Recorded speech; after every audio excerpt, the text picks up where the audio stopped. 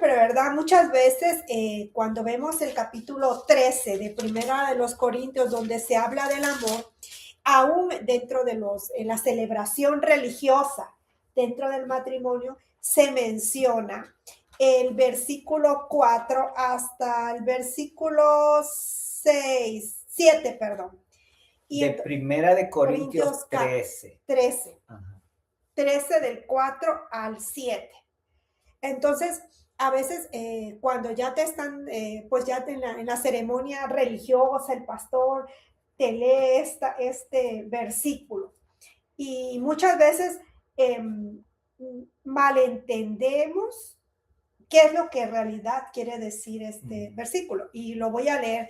Primera a los Corintios 13, del 4 al 7, dice: el amor es sufrido, es benigno, el amor no tiene envidia, el amor no es jactancioso, no se envanece, no hace nada indebido, no busca lo suyo, no se irrita, no guarda rencor, no se goza de la injusticia, mas se goza de la verdad. Todo lo sufre, todo lo cree, todo lo espera, todo lo soporta. Wow. Y dice, el amor nunca deja de ser, ¿verdad? Sí, y mi pregunta es en esta. ¿Por qué hiciste énfasis cuando hablaste de que el amor no se irrita? Porque cuando se lee para el matrimonio, pareciera que nos están diciendo que bueno, sabemos que eso es posible en el matrimonio. No hace nada indebido, no busca lo suyo, no se irrita, no guarda rencor. Bueno, ¿eso es posible o imposible? Irritarse. Bueno, pues sí te irritas de nuevo, pero no guardas rencor. No de nuevo. Ajá, pero lo que voy, ¿no?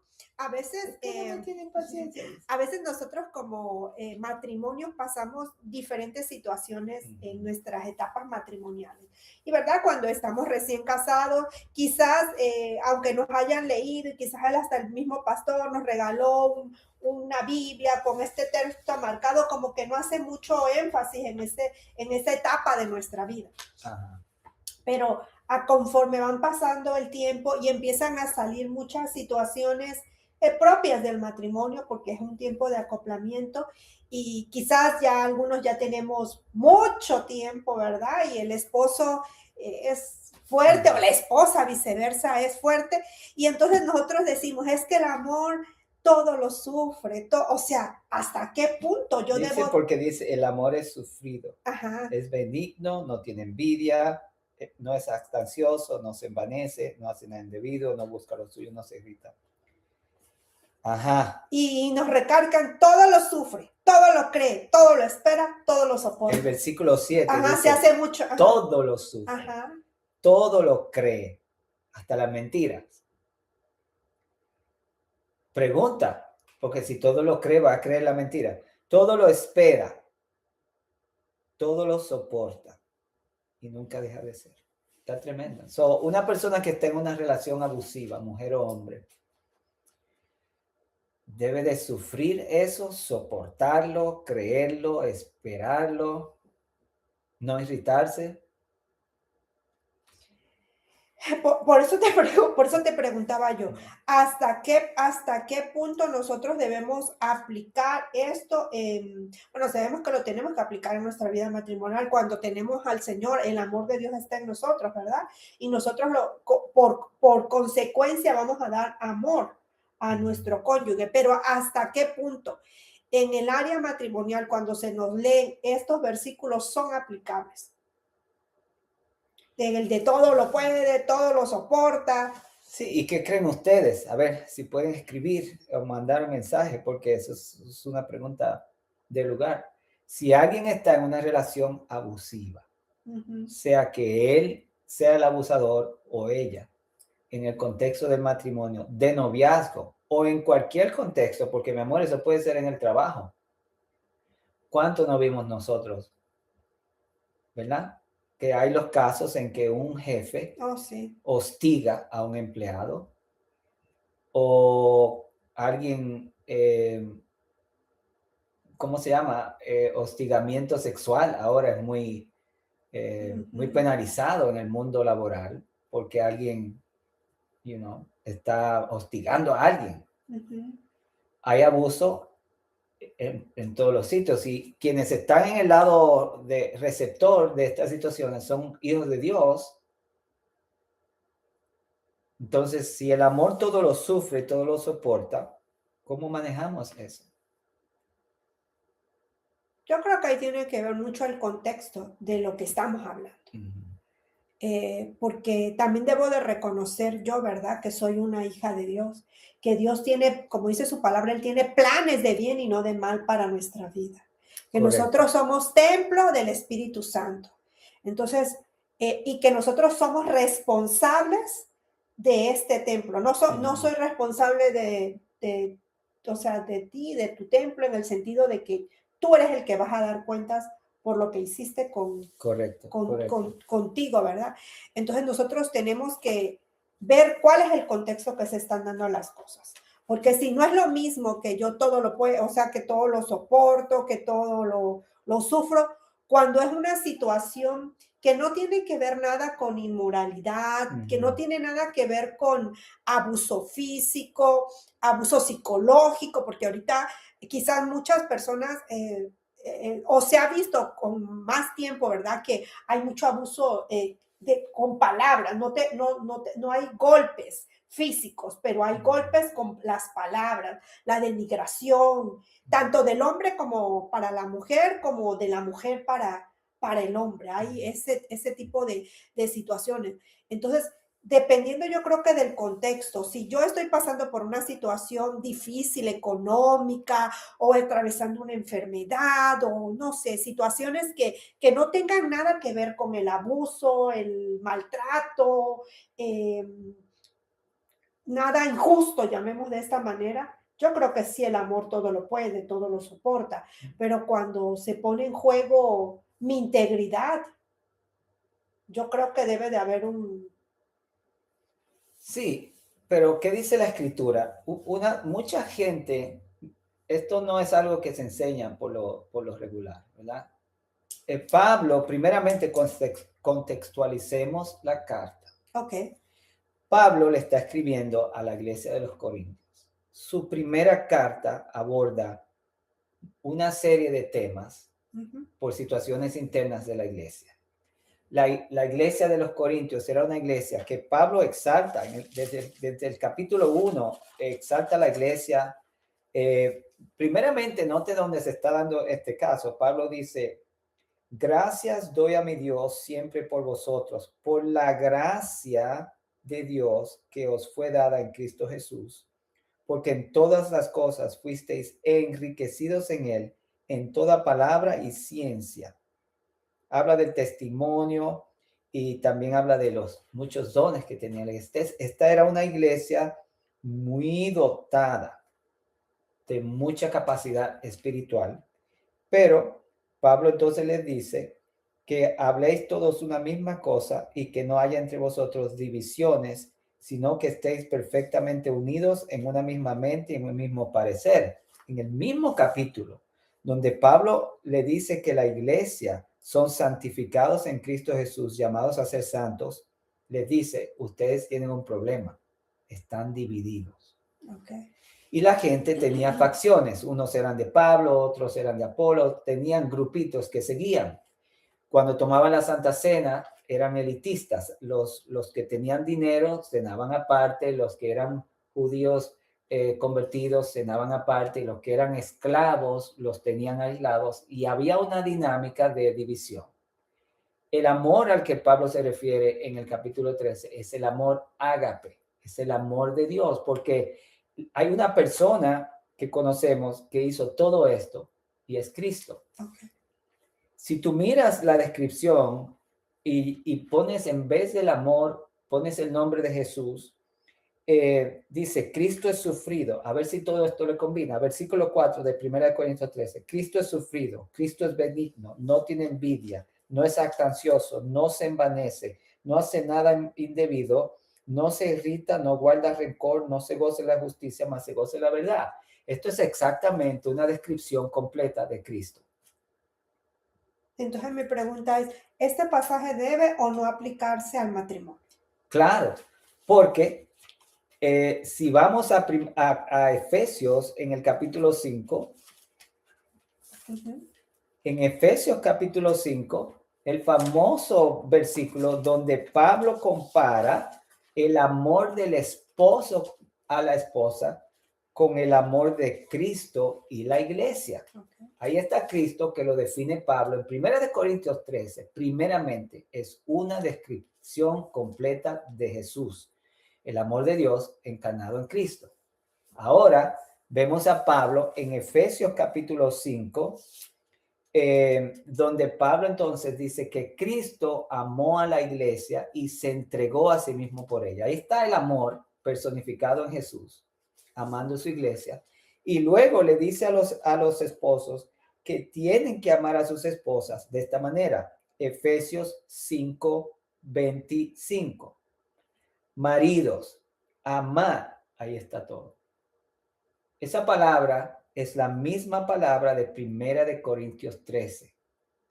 Entonces, si yo me voy de nuevo a 1 Corintios 13 y vuelvo a leer esto en el contexto de Efesios, cuando dice, maridos, amad a vuestras mujeres, como Cristo amó a la iglesia, le está diciendo que la amen con sufrimiento benigno, sin envidia, sin rencor, sin jactancia, sin envanecerse, sin hacer nada indebido y sin irritarse.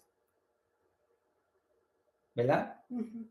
Cristo entonces, el amor de 1 Corintios 13, nos enseña que esta palabra de 1 Corintios 13 debe aplicarse en todo, porque el amor tiene que abarcarlo todo, al matrimonio. Entonces la respuesta es sí.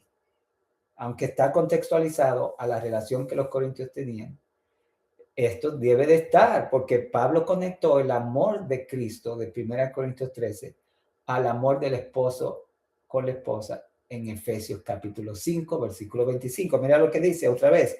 Maridos, amad a vuestras mujeres como 1 Corintios 13. Así como Cristo amó a la iglesia y se entregó a sí mismo por ella, para santificarla, habiéndola purificado en el lavamiento del agua por la palabra, a fin de presentársela a sí mismo. El abuso no hace eso. Okay. Donde yo estoy curioso es, mi amor, es donde podamos responder la pregunta para alguien que está viendo, escuchando, es si una esposa que está siendo abusada o un esposo que está siendo abusado por la esposa, por el amor que él o ella tiene hacia ese abusador, debe de sufrir el abuso que está recibiendo, porque aquí la Biblia dice que hay que sufrirlo. Esa es la pregunta donde yo estoy curioso que podamos hablar de eso. Ya yo sé cómo el amor se personifica en Jesús, uh-huh, y sé que es un llamado que una persona no debe ser abusiva con el otro. Ahora, un asunto como a manera de paréntesis ahí es, el amor no se irrita. Estas cosas están hablando de que cuando no existen, hay un problema de herida en la persona que está demostrando abuso en vez de amor. Por eso hemos estado hablando de Ven y Mira, el libro donde habla de cómo Jesús transforma el ser. Entonces, una persona que está abusando a un cónyuge es una persona que no está experimentando el amor de Dios en su interior. Y lo que tiene es el despliegue de la clase de no amor que recibió. Sí, mi pregunta es por lo siguiente, ¿no? Porque se supone, ¿verdad? Que en los matrimonios que conocen a Dios, esto no debería de pasar. Uh-huh. Esto nada más debería tomarse, leerlo y aplicarlo a nuestra vida como iglesia. Se daría por hecho que en los matrimonios esto no pasaría en los que están viviendo dentro, pues, del contexto del conocimiento de Cristo. Uh-huh. Pero ¿qué pasa cuando una mujer o un varón llegan solos a la iglesia, ya casados, y su esposa o esposo, viceversa, porque el abuso puede ser de cualquiera de los dos ejercido y recibido también, que muchas veces se acercan y le platican con el líder, el pastor, la persona que esté ahí al frente, ¿verdad? Y le empiezan a expresar esta situación que están pasando. Y a veces te sacan este pasaje ¿Quién lo saca? El líder, o a veces, porque Ajá. yo he estado en iglesias, o en México, yo estuve en iglesias donde los pastores decían que no podía dejar a la persona porque, porque el amor todo lo sufre, todo lo espera, todo lo soporta.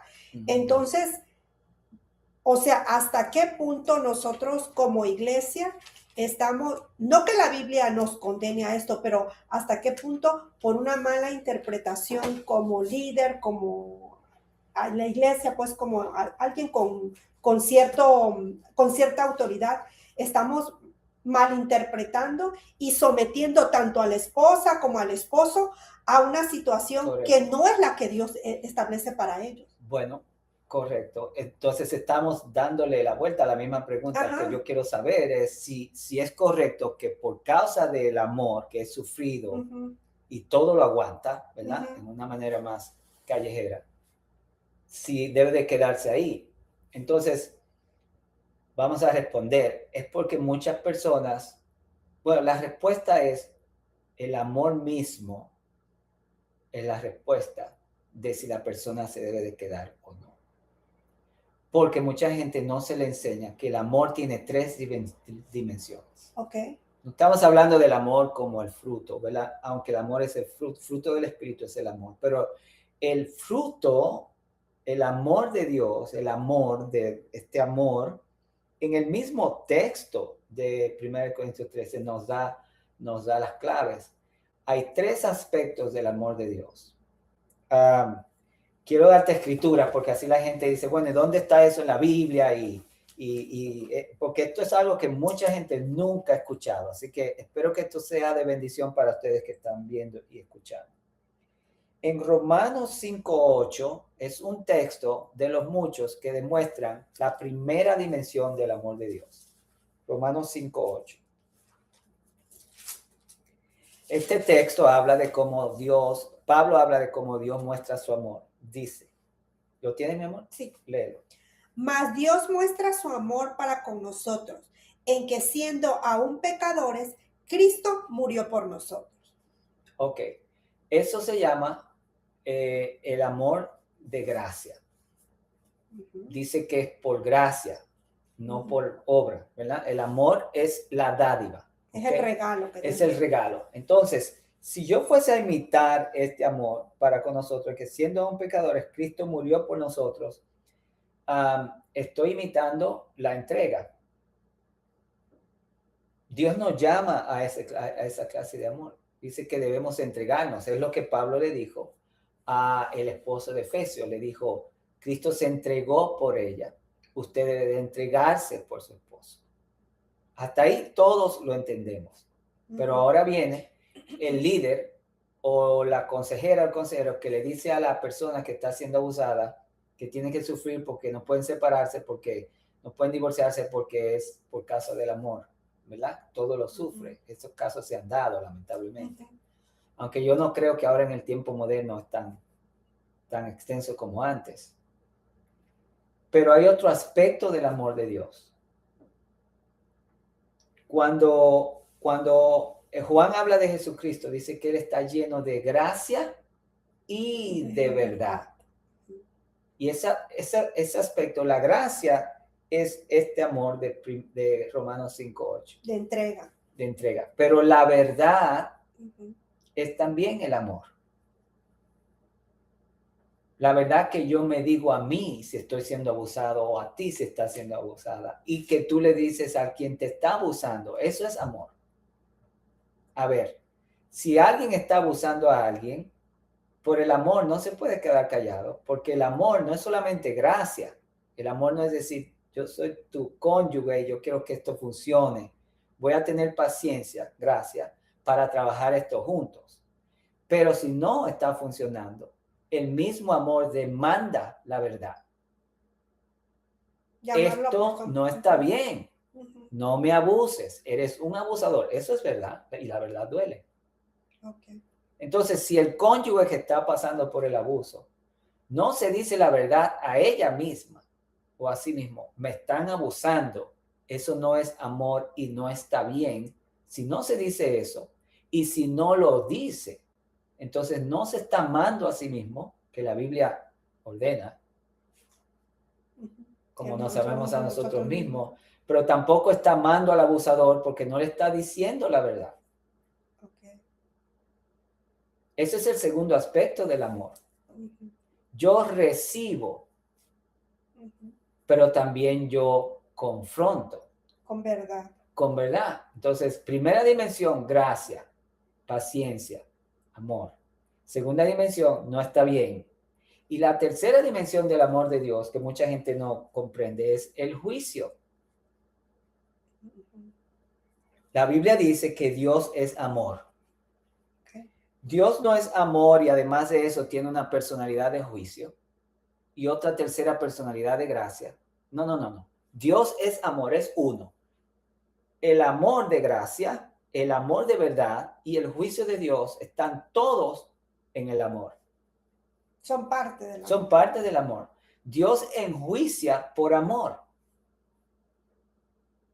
Sí, porque vemos, por ejemplo, yéndonos nuevamente a Génesis, Dios saca a Adán y a Eva del huerto por amor. Fue por amor, para salvar. Porque si hubiesen tomado del árbol, no estuviésemos tú y yo aquí. Fue un acto. Dios no hace nada. Dios no hace nada que no sea amor. Es imposible porque amor es Él. Dios es amor. Nadie puede descubrir a Dios de una manera más profunda que a través de su amor. Si la gente lo ve físicamente, no han descubierto nada. Si descubren su amor, descubrieron a Dios. Entonces, el amor tiene tres dimensiones: gracia, verdad y juicio. Aplícalo a la esposa o al esposo o al novio o la novia que está en una situación de abuso. Ok, gracia, tengo paciencia. Amor, verdad, no está bien. Juicio, si no cambias, me voy. Eso es amor, porque la persona se está amando a sí mismo, está siendo verdadero o verdadera con la situación y se está amando y a la otra persona dejándola o dejándolo. Por supuesto, esto no tiene muchas dinámicas porque puede haber un matrimonio por ahí que está en esta situación, tienen hijos. Ahí viene la gracia, porque quizás es una situación que se puede arreglar. Cuando la vida está en peligro, esa es otra dimensión. La regla es que si la vida está en peligro, usted tiene que salir de ahí. Pero alguien que depende de un cónyuge, de finanzas, de dónde va a dormir, dónde va a vivir, aun cuando está en peligro, lo piensa mucho y se entiende porque no es blanco y negro, estamos hablando aquí, pero hay tantas dimensiones, facetas de una situación que se puede estar desarrollando por ahí. Pero lo que queremos hacer claro es que el amor es gracia, verdad y juicio. La persona tiene que recibir y saber discernir, hablar la verdad, y si no hay cambio, usted no tiene que estar ahí, porque ya un cónyuge está violando el pacto. Porque el pacto del cónyuge, el pacto mío contigo es el amor. Y si yo estoy herido y por causa de mis heridas yo tengo una personalidad que te hiere, entonces debe de haber en ti una visión de que esto va a cambiar en mí. El Espíritu Santo está trabajando, yo lo estoy admitiendo, o en algún momento se debe de ver algo, pero si yo te doy golpes, eso es otra cosa. No, y me voy. Porque si tú dejas que pase, no te estás amando a ti y no me estás amando a mí por no enjuiciarme y no confrontarme con verdad. Eso es amor. Entonces, ¿qué respuesta tú crees que hay?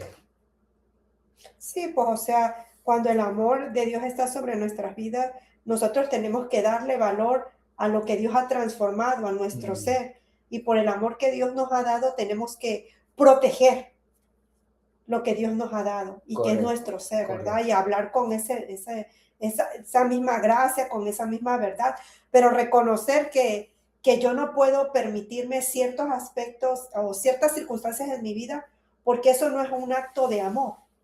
Correcto. Amor lo incluye todo. Hay una escritura que estoy viendo en el Salmo 89. Para aquellos que quieren ver esta parte del juicio de Dios, perdón, en el Salmo 89 hay una escritura muy bonita que ilustra el aspecto de la tercera dimensión del amor de Dios. En el versículo 14 del Salmo 89, si tú lo encuentras primero lo lees. 89:14, ¿verdad? Justicia y juicio son el cimiento de tu trono, misericordia y verdad van delante de tu rostro. Ahí están. Justicia y juicio. Y juicio. Justicia es verdad. Juicio es la consecuencia de qué se hace con esa verdad. Y entonces está la misericordia, que es la gracia.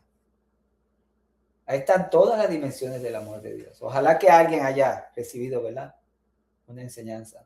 El amor tiene 3 dimensiones. Ahora, en Gálatas 5:22, podríamos quizás movernos al aspecto de los dones después de esto, si te parece a ti, si no hay otro comentario. En Gálatas 5:22, Pablo describe el amor de una manera también muy famosa. Gálatas 5:22. El fruto, no los frutos.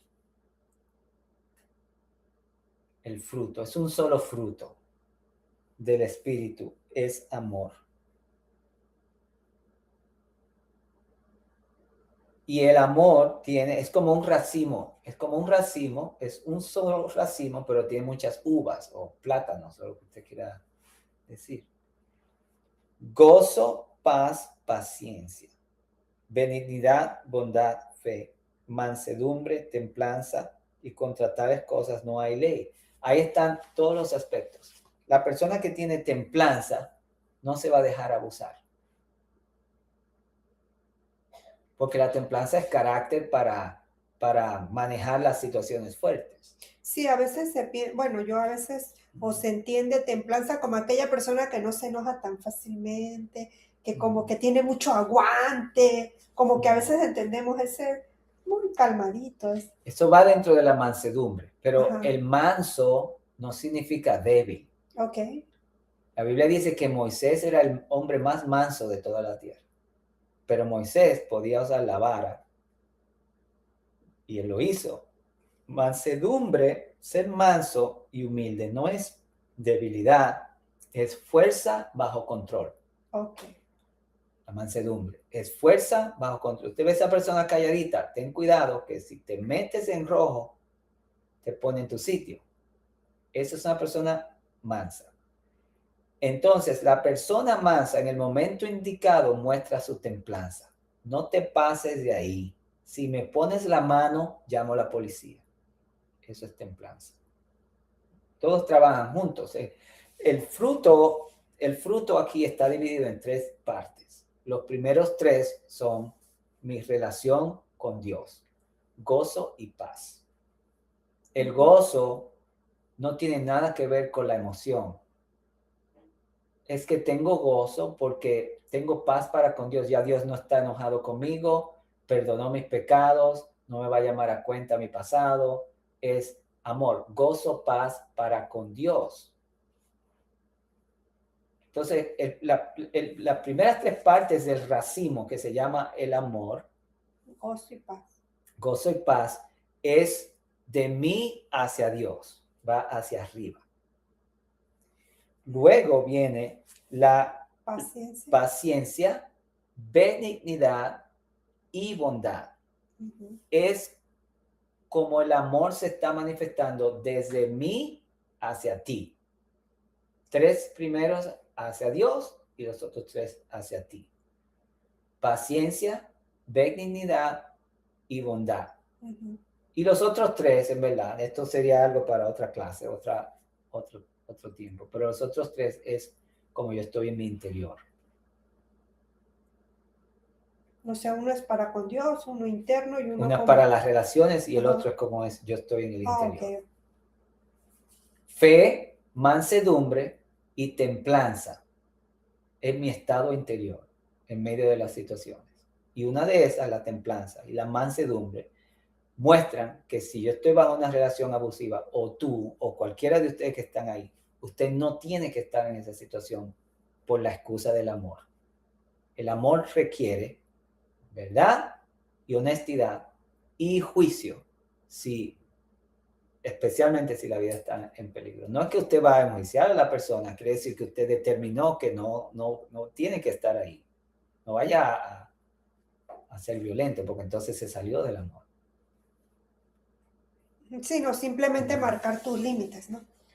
Correcto. Y si no pasa, o si no para esto, va a pasar esto. Sí.